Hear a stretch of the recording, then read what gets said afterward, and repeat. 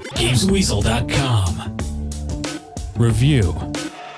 Everyone goes absolutely nuts for the Call of Duty games, don't they? I think the single-player campaigns are always short but intense, and the multiplayer is something that keeps me playing for hours, if not days on end. Black Ops is the latest game in the series, and it's made by Treyarch, the team that made World at War. So does this game offer anything new, or is it more of the same? Instead of playing as different characters, this time you just play as Mason, a Black Ops operative who's been interrogated for some numbers in his head. As he recounts different covert missions all over the world and even an escape from prison, you play through these stories and learn more about what's going on. I won't spoil the story, but it's fair to say that because you only fill one set of boots in the game, it's one of the best and coherent stories in the series. If you've played previous COD games, you can jump straight into Black Ops with no problem. Controls are identical, but strangely the knife melee attack now feels a bit weak after the visceral stabbing shenanigans you can get up to in Medal of Honor. There are also some great set pieces to get your heart pumping and some new weapons to play with, including a nifty crossbow, complete with exploding arrows. It's a pity that the allied and enemy AI are so dumb then. Sometimes it feels like you're in an episode of the A-Team where everyone fires bullets and nobody gets killed if you don't join in. Combatants also seem to run right past each other at times without getting into some close quarters combat.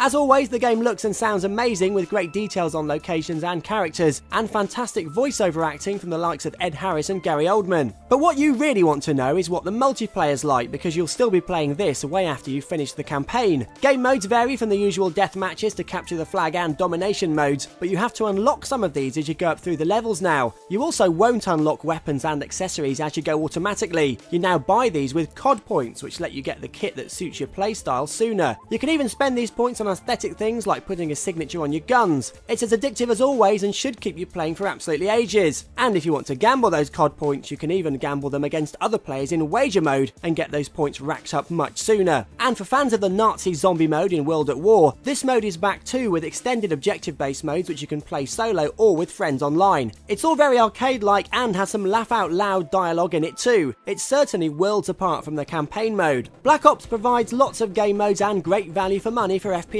fans, so it can't get any less than 9 out of 10. You've been watching a review from Gamesweasel. If you want to get the show each week, which includes video game reviews, news, previews, competitions and special features, then head over to Gamesweasel.com for our video podcast, Gamesweasel TV. Gamesweasel.com.